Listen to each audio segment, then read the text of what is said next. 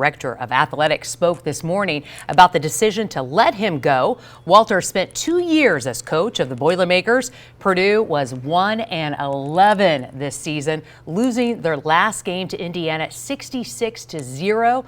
So how does Purdue move forward?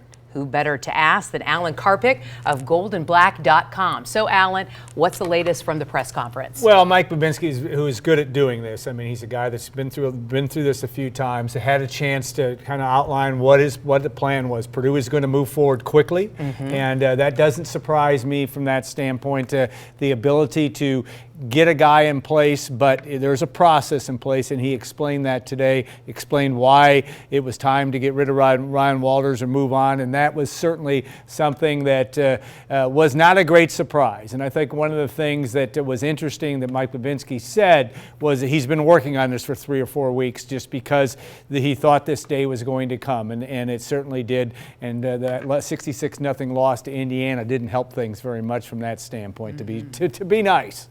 So they've been looking, obviously, and why do you think that's so critical? Well, timing is everything right now, Stacy. I mean, Purdue's got to be in a situation where the Boilermakers, the transfer portal opens in about 10 days. National Signing Day is Wednesday, meaning that's the day recruits can sign on the dotted line. What Purdue will get out of that, I'm not sure because of the state of flux.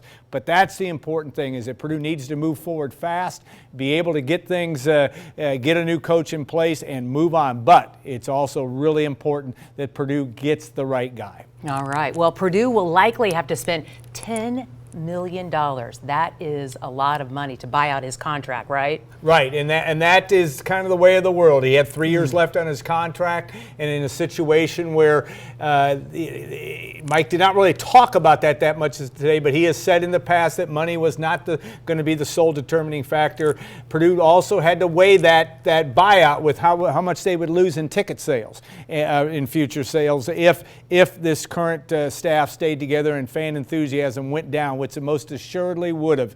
So again, that's a lot of money, but in today's college football world, Stacy, it's not that much, and that is hard for me to say, but it is the reality of where college football is right now. Yeah, it sure does sound like a lot. Well, what type of coach do you think they're looking for now? That's going to be interesting. Mike Babinski talked about that also today, and in terms of getting the right guy. I think everybody talks about IU and Curt Cignetti and the job he's done by coming from a smaller school with his whole staff, bringing players with him.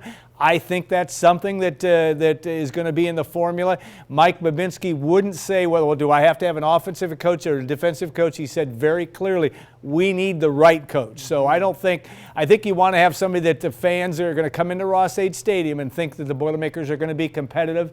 That will be an interesting thing and a storyline. But I think also, I think Purdue will use that formula of getting a coach from maybe a smaller program that can bring some players, bring his staff together, bring continuity, something that Ryan Walters didn't have enough of in his 2 years in West Lafayette. Have they thrown out any names right now? Well, they won't, and with respect to the search, we certainly have at goldandblack.com, and we'll look forward to be able to put a hot board together, but we're guessing like everybody else, and they're pretty good at these searches these days in terms of keeping it pretty quiet and where they're going. Sure will be interesting. Oh, Thanks yeah, so no doubt. much. Thanks, Really appreciate it.